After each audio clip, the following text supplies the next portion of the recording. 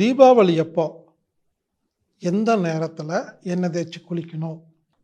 ஆனால் இந்த வருஷம் அந்த அக்டோபர் மாதம் 20ஆம் தேதி சாயந்தரம் தான் கணக்கு பிரகாரம் 21ஆம் தேதி, அதாவது செவ்வாய்க்கிழமை காலையில் தான் நமக்கு அபரிமிதமான சக்தி கிடைக்கிறது. இந்த மாதிரி 18 வருஷத்துக்கு ஒருக்கா தான் வருமாமா. வணக்கம். தீபாவளி அப்போ எந்த நேரத்தில் எண்ணெய் தேய்ச்சி குளிக்கணும் அப்படின்னு பார்க்கலாங்க. 2025 தீபாவளி வரப்போகுது. தீபாவளினாவே எண்ணெய் தேய்ச்சி குளிக்கிறது ஒரு வழக்கம். தீபாவளி அப்போ எந்த நாளில் எந்த நேரத்தில் எண்ணெய் தேய்ச்சி குளிக்கணும் அப்படிங்கிறதுக்கு ஒரு ஃபார்முலா இருக்குது. அது என்னன்னு கேட்டிங்கன்னா, அமாவாசையும் பிரம்ம முகூர்த்தமும் ஒன்று சேரும் நேரத்தில்தான் எண்ணெய் தேய்த்து குளிக்க வேண்டும். 2025 தீபாவளி எப்போ வருதுன்னா, அக்டோபர் மாதம் 20ஆம் தேதி வருது. எல்லாரும் அக்டோபர் 20, அதாவது திங்கட்கிழமைய தீபாவளியை நம்ம கொண்டாடுறதுக்காக எல்லாம் ரெடி ஆகிட்டு இருக்கிறோம். ஆனால் இந்த வருஷம் அந்த அக்டோபர் மாதம் 20ஆம் தேதி சாயந்தரம்தான் அமாவாசை ஆரம்பிக்குது. புரிஞ்சுக்குங்க, அமாவாசை ஆரம்பிக்கிற நேரத்தை எப்பவுமே கணக்கு பண்ணக்கூடாது. அமாவாசையும் பிரம்ம முகூர்த்தமும் சேரும் நேரத்தை தான் நம்ம கணக்கு பண்ணணும்.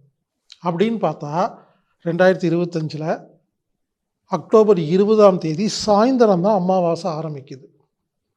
21ஆம் தேதி சாயந்தரம் தான் அமாவாசை முடியுது. அப்போது என் கணக்கு பிரகாரம் 21ஆம் தேதி, அதாவது செவ்வாய்க்கிழமை காலையில் தான் அமாவாசையும் பிரம்ம முகூர்த்தமும் ஒன்று சேருது.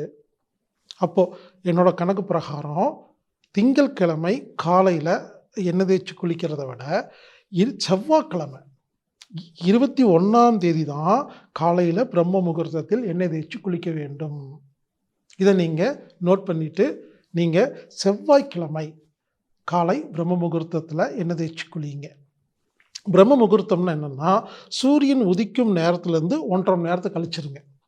இப்போ சூரியன் 6 மணிக்கு உதிக்குது அப்படின்னா, அப்போது நீங்கள் 4:30 6 மணியை பிரம்ம முகூர்த்தமாக எடுத்துக்கலாம்.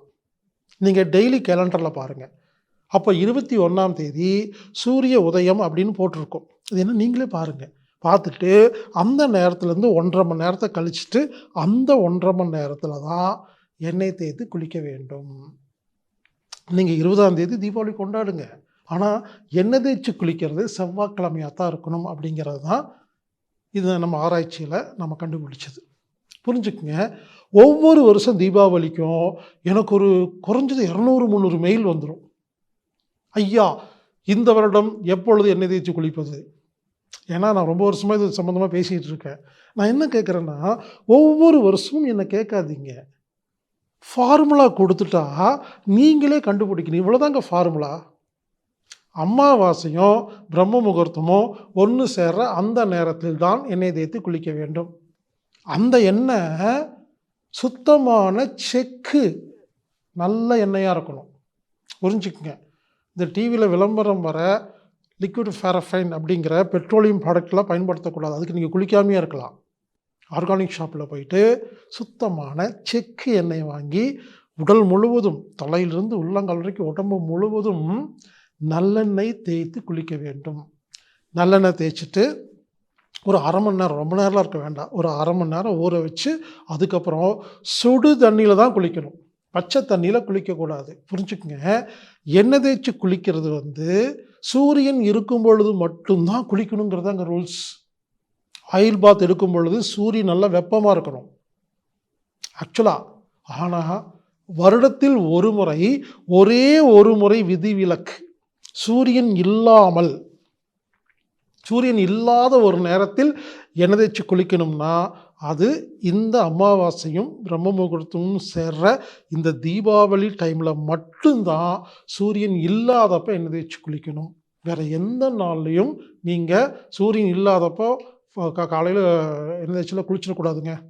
இப்படி பிரம்ம முகூர்த்தமும் அமாவாசையும் தீபாவளி அன்று ஒன்று சேரும் பொழுது காலை அதிகாலை சூரியன் இல்லாத அந்த நேரத்தில் உடம்பெல்லாம் செக்கு நல்லெண்ணெய் தேய்ச்சிட்டு ஒரு அரை மணி நேரம் காத்திருந்து ஊற வச்சு அதுக்கப்புறம் சுடு தண்ணியில் குளிக்கும் பொழுது நமக்கு அபரிமிதமான சக்தி கிடைக்கிறது அப்படிங்கிறத நமது முன்னோர்கள் ஆராய்ச்சி பண்ணி கண்டுபிடிச்சு அதற்காக தான் நமக்கு இந்த பண்டிகையை கொண்டாட சொல்லியிருக்கிறாங்க.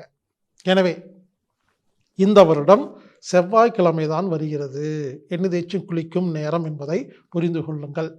இப்போ இங்கே எல்லாத்துக்கும் ஒரு சந்தேகம் வந்திருக்கும், சார் நீங்கள் வழக்கமாக இந்த நார்மல் கேலண்டர் தப்பாக இருக்குது, சித்தரியல் நாட்காட்டி ஒன்று இருக்குது, அதில் வேறு மாதிரி வருதுன்னு அடிக்கடி சொல்லுவீங்க. அப்போது இந்த வருஷம் தீபாவளி சாதாரண நாட்காட்டியில் எப்போ வருது, சித்தரியல் நாட்காட்டியில் எப்போ வருதுன்னு உங்களுக்கு எல்லாத்துக்கும் சந்தேகம் இருக்கும். ஏன்னா இந்த சந்தேகத்தையும் ஒவ்வொரு வருடமும் எங்கிட்ட கேட்டுக்கிட்டே இருக்கீங்க. இந்த வருடம் ஒரு வித்தியாசமான ஒரு அபூர்வமான வருடம். அதாவது என்னென்னா, சாதாரண நாட்காட்டியிலும் சித்தரியல் நாட்காட்டியும் இரண்டிலும் ஒரே நாள் வருகிறது. இந்த மாதிரி 18 வருஷத்துக்கு ஒருக்கா தான் வருமாமா அப்படின்னு ஆழியார் ரவிச்சந்திரன் ஐயா அவர்களை நான் தொடர்பு கொண்டு கேட்கும் பொழுது அவர் சொன்னார். புரிஞ்சுக்கங்க, இந்த வருடம் ஒரு அதிசய வருடம். சாதாரண நாட்காட்டியிலும் சித்தரியல் நாட்காட்டியிலும் ஒரே நாளில் தீபாவளி வருகிறது. அடுத்த வருடம் கண்டிப்பாக இதே நாளில் வராது. சித்தரியல் நாட்காட்டி வேறு தீபாவளி நாளை சொல்லும், சாதாரண நாட்காட்டி வேறு தீபாவளி சொல்லும் அடுத்த வருஷம். அப்போ நான் அடுத்த வருஷம் ஒரு வீடியோ போடும் பொழுது ரெண்டுக்குள்ள என்ன வித்தியாசம்னு சொல்கிறேன். இது சம்பந்தமாக, இந்த சித்தரியல் நாட்காட்டி சம்பந்தமாக உங்களுக்கு என்ன சந்தேகம் இருந்தாலும் ஆழியாறு ரவிச்சந்திரன் ஐயா அவர்களை தொடர்பு கொள்ளுங்கள். இந்த வீடியோவில் கீழே டிஸ்கிரிப்ஷன் இருக்கும், அதில் அவருடைய டெலிகிராம் சேனல் லிங்க் கொடுத்துருப்பேன். நீங்கள் அதில் கிளிக் பண்ணி நீங்கள் அந்த டெலிகிராம் சேனலில் மெம்பர் ஆகிட்டிங்கன்னா அவர் போடுற பதிவெல்லாம் நீங்கள் பார்க்கலாம். அப்போ இந்த தீபாவளி சம்மந்தப்பட்ட அவருடைய கணக்கை அவர் பதிவு போட்டு வச்சுருப்பார், அதை நீங்கள் பார்த்துக்கலாம். இப்போ உங்களுக்கு இந்த வருட தீபாவளிக்கு எப்பொழுது எண்ணெய் தேய்ச்சி குளிக்கிறது அப்படிங்கிறத நீங்கள் தெளிவாக புரிஞ்சிருப்பீங்க அப்படின்னு நம்புகிறேன். மீண்டும் சொல்கிறேன், அடுத்த வருஷத்துலேருந்து நீங்களே கணக்கு போடணும். ஒவ்வொரு வருடமும் நான் சொல்லி கொண்டு இருக்க மாட்டேன். கான்செப்ட் இவ்வளோதாங்க. அமாவாசையும் பிரம்ம முகூர்த்தமும் ஒன்று சேர்ற அந்த நாளில் நாம் எண்ணெய் தேய்ச்சி குளிக்க வேண்டும், செக்கு எண்ணெயில் குளிக்க வேண்டும், சுடு தண்ணியில் குளிக்க வேண்டும். இப்படி குளிக்கும் பொழுது பிரபஞ்ச ஆற்றல் நமக்கு கிடைக்கிறது. இதுதாங்க தத்துவம். இப்போ உங்களுக்கு புரிஞ்சிருக்கும்னு நம்புகிறேன். மீண்டும் ஒரு நல்ல பதிவில் சந்திப்போம். இப்படிக்கு ஹீலர் பாஸ்கர்.